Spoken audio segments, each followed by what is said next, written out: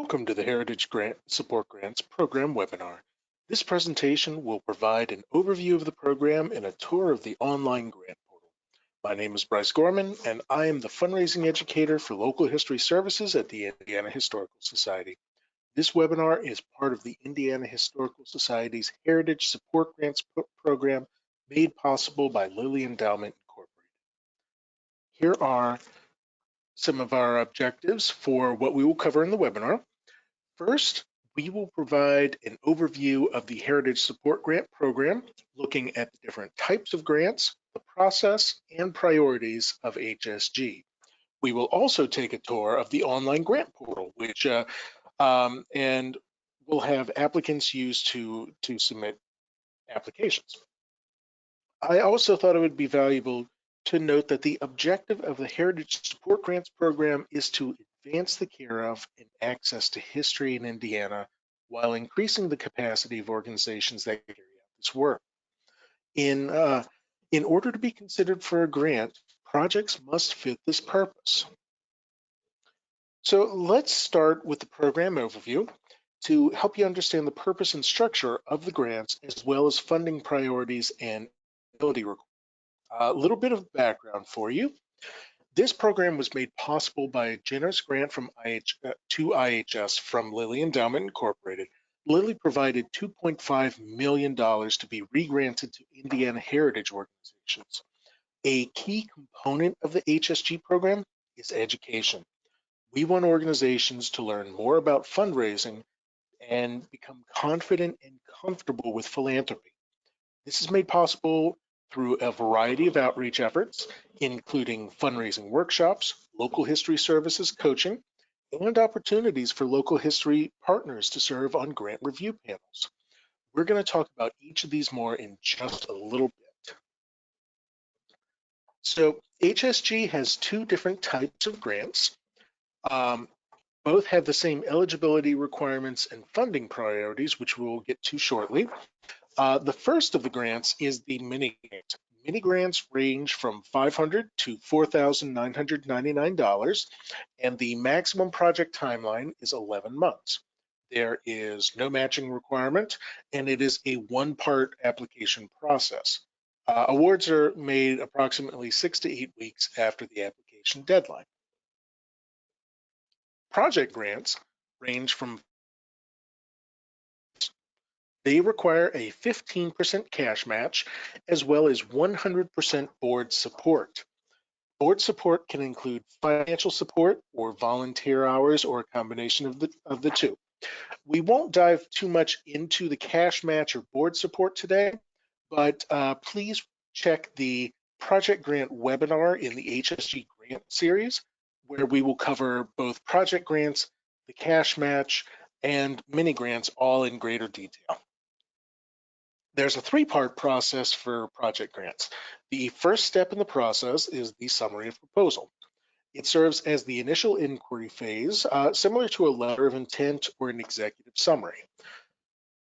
This affords you the opportunity to provide a brief synopsis of the need, solution, and expected outcome your project will address. It also provides some organizational background information and helps the review committee understand whether the organization is ready to take on the project. This first step, summary proposal, is required in order to be considered for a project grant. If after reviewing your summary proposal, the committee feels that the project meets the grant eligibility and funding requirements, you will be invited to submit a full proposal. Full proposals are due approximately 2 months after the summary proposal deadline. The default project timeline for a project grant is 12 months. So you have up to a year to finish the project. You can finish the project in less than 12 months, but the timeline cannot go further than that. You will not be penalized if you finish early. The total turnaround time on this grant is approximately 4.5 months from summary of proposal deadline to the grant award. And I thought that a flowchart would be helpful. So here's a side-by-side flowchart of the project and mini grants to give you a better idea of the process. You can see that the larger project grants start with the summary proposal, move to the invitation, and then full proposal review. And after the review panels have met, the grants are awarded. Project grants will have a midpoint review, which is just to make sure that everything's going on target and on budget. And then finally, the final report will be due the 12 months later. Whereas the mini grant only has the full proposal. Those go to the review panels. Grants are awarded, and then there is no midpoint check. There is only the final report in 11 months. In order to be eligible for an HSG, for a Heritage Sport Grant, organizations must be incorporated in the state of Indiana as a 501c3. They have to have an annual budget under $300,000, and they must reflect history as a significant component of their organizational mission or propose a history-focused project. A history-focused project it's one that considers, interprets, presents, or disseminates a historical narrative. This is a project that will tell a history, a story, or provide useful historical information. We do receive a lot of questions about whether we fund buildings and landscapes. We realize these types of projects are usually expensive and often difficult to fund. And the answer to that question is yes. Building and landscape projects will be considered if the building or is primarily used to facilitate historical interpretation, or if it houses a significant historical collection. In this case, in a case like this, we would consider the building and sometimes the landscape to be part of the organization's collection. We are not able to consider preservation for preservation's sake currently. HSG supports the preservation of historic structures, but in order to be eligible for this grant program, the structure must serve as the envelope to a historical collection, or it must be critical to the historical interpretation. I would suggest that if you have any questions about eligibility, please contact me. You will get my information at the end of the webinar. It is all over the HSG pages. You can contact myself. You can contact Tamara Hemmerline, the Director of Local History Services, or if you're already able to contact your coach. We're here to help. So you might have noticed the asterisks regarding the 501c3 status. That operate under a larger parent organization can be eligible through a friends group, as long as that friends group meets the eligibility criteria. This might apply to, say, a nonprofit organization operating under a different 501c classification. But if you have a friends group and they wish to apply for HSG funding, they will be required to supply a letter from the parent organization that confirms the parent organization supports the project and application. Grant funding will be held by the friends group, and at least one representative of the friends group will be on the grant project team. This representative does not need to be the project manager if it will not be the best choice, but they must be part of the team. If you have any questions about eligibility, please contact me. Moving into the funding priorities, these are intentionally broad. We realize that organizations have many different priorities and needs, and we want these grants to be as impactful as possible. For this reason, we've identified 4 broad areas for our funding priorities. Projects should fit into one of these categories. So first is collection stewardship. These projects fit into, they'll address storage, management, care for collections, and associated documentation entrusted to the organization's care.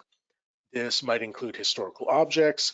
These would include landscapes or structures as part of the collections care. Next is diversity, equity, access, and inclusion, DEAI. These projects are ones that focus on efforts to ensure that diverse individuals fully participate in all aspects of organizational work. They broaden organizations beyond public accommodations and work to achieve genuine inclusion. Sustainability is a priority. Sustainability projects focus on identifying and accessing internal and external resources the organization may need to achieve goals and improve sustainability. These projects meet the needs of the present without compromising its ability of future needs. Successful completion of a sustainable project will set the organization up for greater capacity to take important next steps. And finally, we have planning. Planning projects identify organizational objectives and assess organizational capacity. There are also some fundraising exclusions. These are expenses that will not be eligible for any HSG funding. Many of them fall under general operating expenses, but just to go through them, general operating support, insurance, and utilities will not be allowed, nor will rent, mortgage, items for resale, organizational debt, building purchase, or endowment building. Finally, the salaries, wages, and benefits for permanent staff. So let's chat for just a moment about that. We understand that many organizations need more people. For this reason, organizations may request funding for temporary project-specific personnel or consultants. What we do not want is organizations to hire permanent staff based on a single year of funding. We also will not allow for percentages of permanent staff salary to be covered by the grant. If you have any questions about applications that might include any of these, or if you have questions about applications that would use staffing or contractors, please get in touch with or your coach. And moving on to that, our Local History Services coach is a staff member assigned to serve as your contact and mentor throughout the grant application process, from registration all the way to award and reporting. They will be assigned to you after you've completed your registration. They are there to answer questions, provide feedback, and review drafts. You can ask them the tough questions or share any concerns without worrying that it will impact your application, negatively impact your application. Coaches are not involved with the grant review panels. They provide support to you throughout the process. And once that's done, they will step out of the picture during the review. Once reviews are complete, they will come back and continue to offer assistance through project implementation and reporting if the application is successful, or they'll assist with feedback and edits if you wish to reapply after an unsuccessful application. At this point, I do want to say a bit about following professional standards, which exist for many areas within the practice of history. Grant reviewers will look for evidence that applicants are using evidence-based best practices. One reviewer had an excellent quote: "I always look for details that help me understand if the institution can follow a certain level of standard in the field. I search for information about the techniques they will employ. The institution says they will use professional standards as outlined by a particular article, or as recommended by or trained by a particular institution. It is very helpful." So, as you consider your projects, please remember that they must adhere to or help the organization meet accepted professional standards. In addition, as the sponsoring organizations, you are expected to have or be able to obtain the necessary professional expertise to carry out your proposed project. There are standards and guidelines available, including those for archives, collections, digitization, genealogy, historical structures, oral history, and museum operations. If you have any questions about standards for these or other areas, contact your coach, please. If you've not already done so, I encourage you to spend time on the Heritage Support Grant section of the IHS website. You can find this by navigating to Local History Services under Our Services from any part of the IHS website, or you can visit indianahistory.org/grants to go to the site directly. The HSG pages provide a huge amount of information that can be accessed from the navigation bar on the right side of your screen. There's a resources page available. On the resources page, you'll find information that will make the grant writing much easier. Resources include the grant application samples, HSG budget template, glossaries for fundraising terms, and collections care terms that were all developed as part of the Hoosier Heritage Alliance project. One of the most important stops on the HSG website is the grant program guidelines. Please make sure to take your time, read and understand the guidelines. Use the guidelines to reference some of the information we've already covered, as well as helpful links to the training information, staff contacts, and any additional resources that may be helpful. If you have any questions after reading them, please contact me or your coach. We are always happy to help. LHS offers free training as it is fundamental to the educational component of the HSG program. Fundraising workshops are offered across the state throughout the year. You can find scheduled fundraising workshops on the training section of the HSG website, as well as under workshops and webinars on the LHS main page. In addition to these workshops, we can provide individualized training through fundraising site visits. We're always seeking new ideas for workshops and webinars, so please let us know if you have any special requests. Let's walk through the grant portal registration process and see how to begin an application. Our grant application process is 100% online. We will not accept paper or emailed applications. Everything is handled through our online grant portal. We use an outside company called Flux. They handle the application platform. Flux is FLUXX.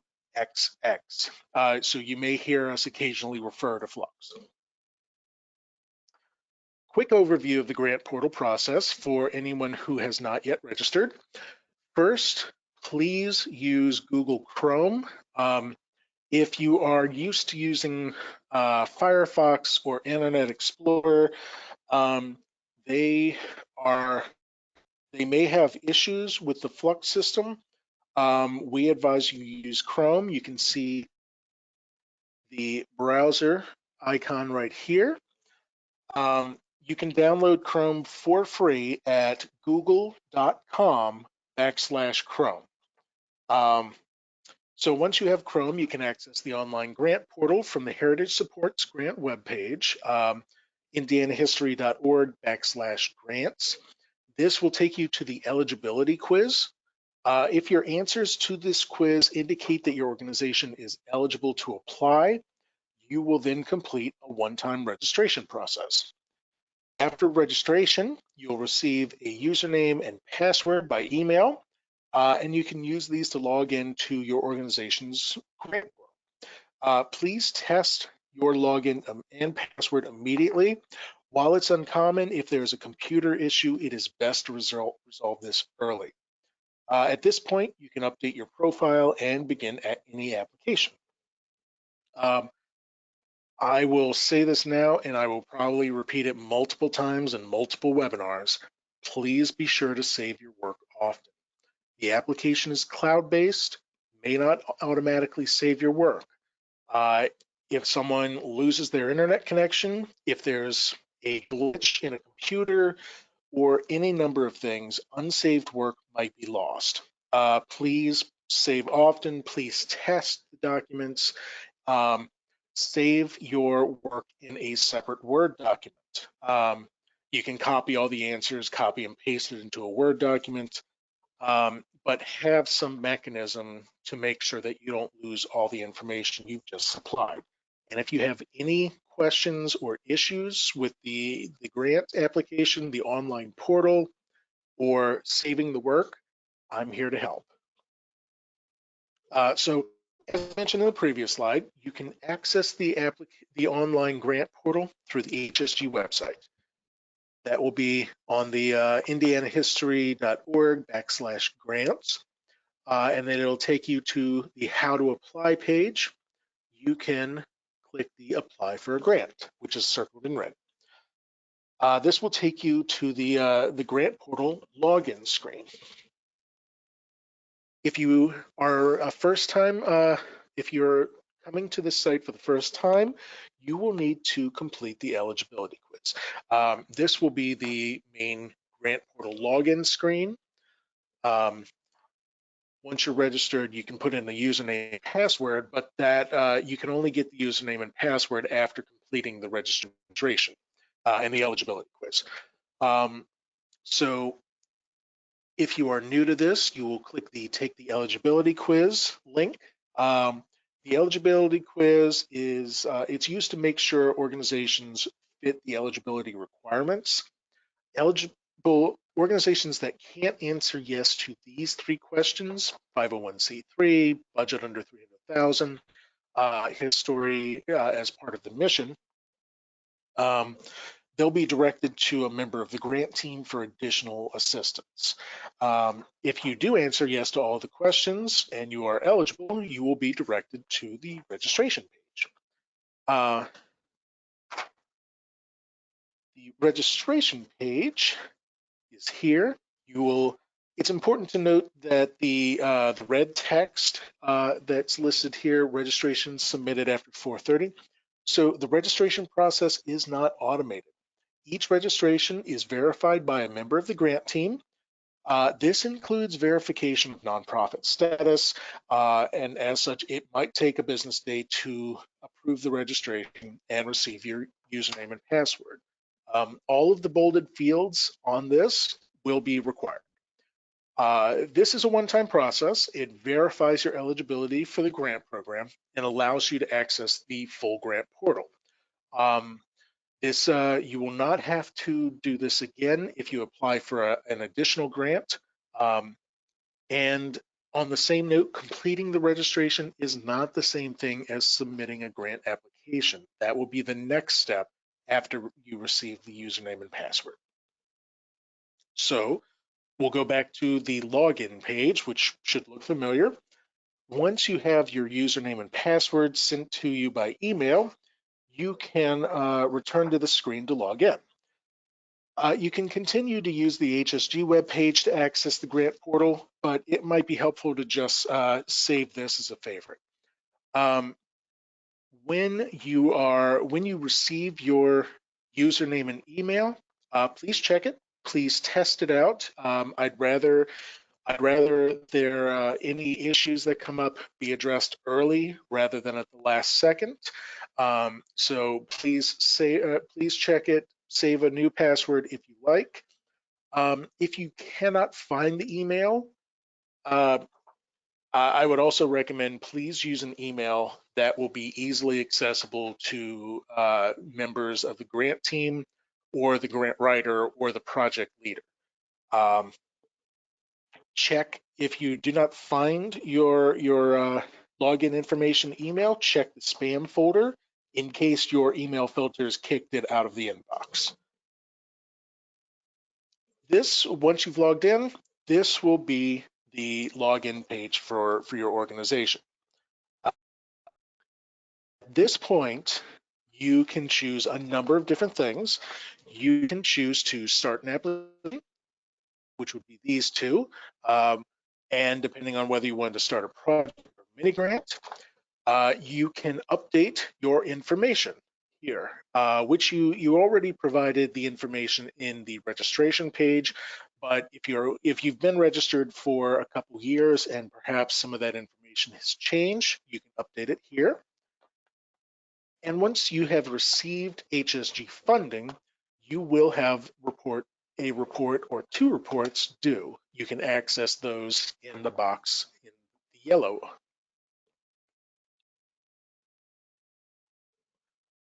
So for the purposes of this webinar, let's just stick to the application.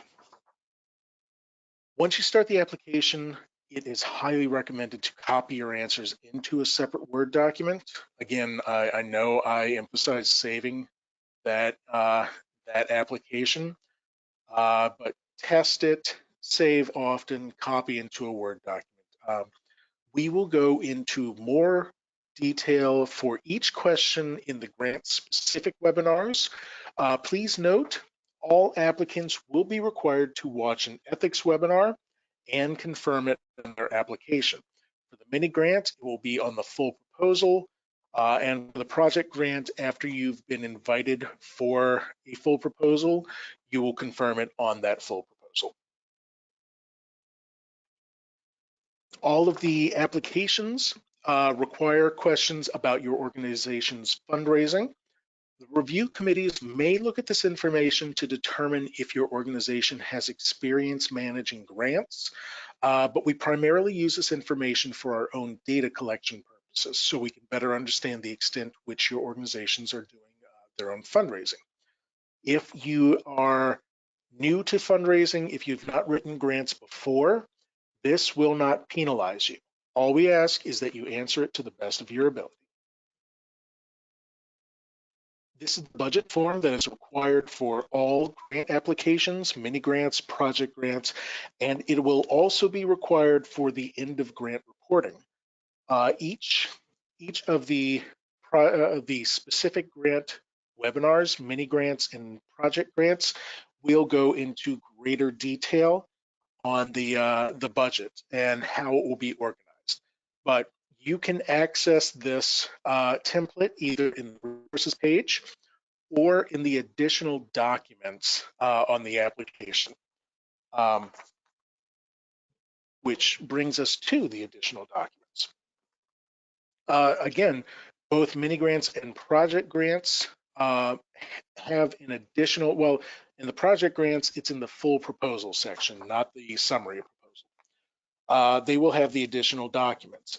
This calls for a series of required documents, and there are also some additional documents, optional documents.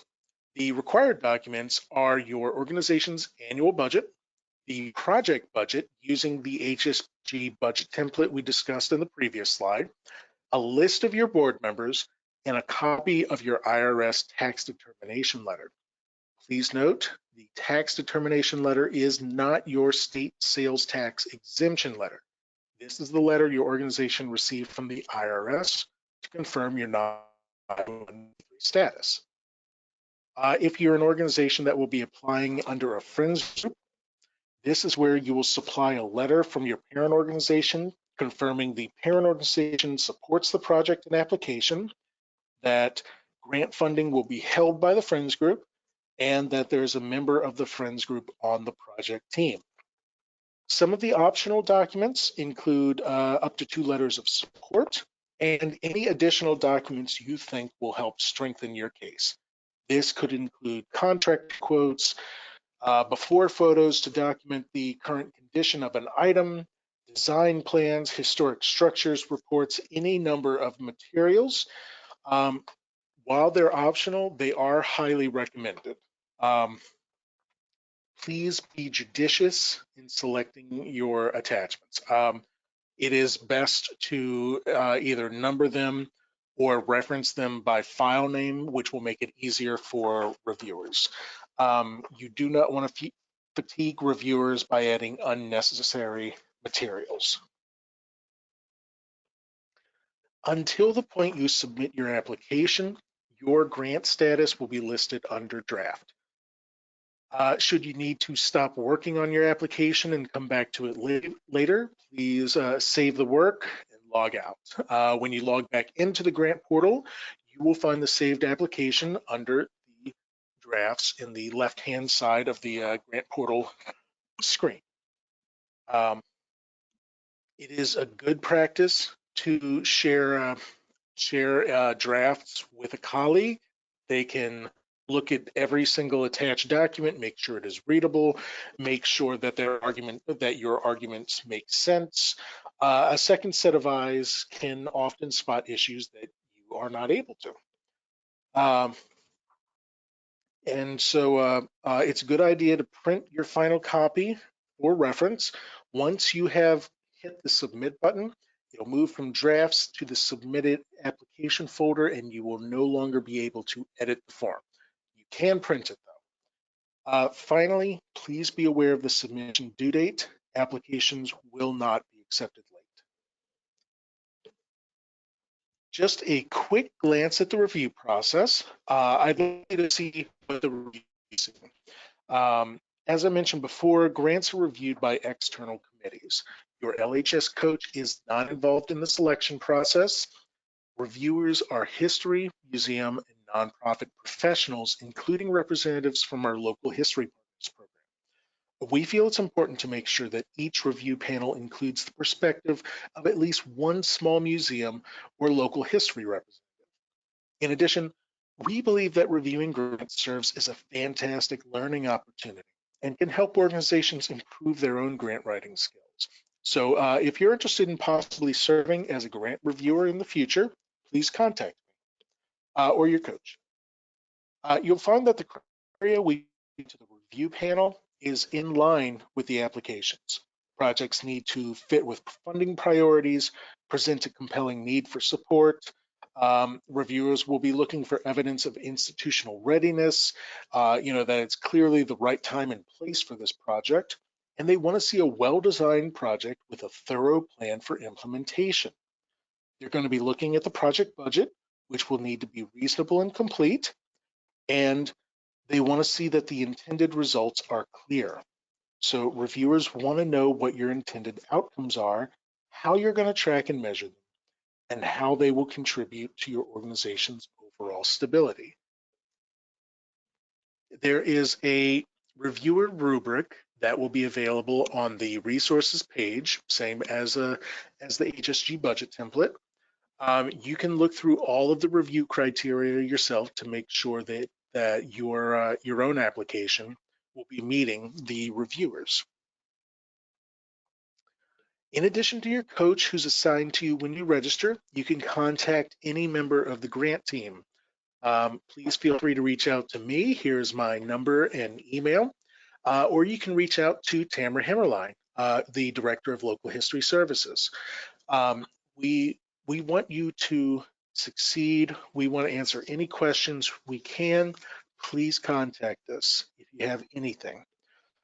Thank you very much for taking the time today to learn about the Heritage Support Grants Program, and I hope you'll join us for future training opportunities. So thank you very much, and best of luck.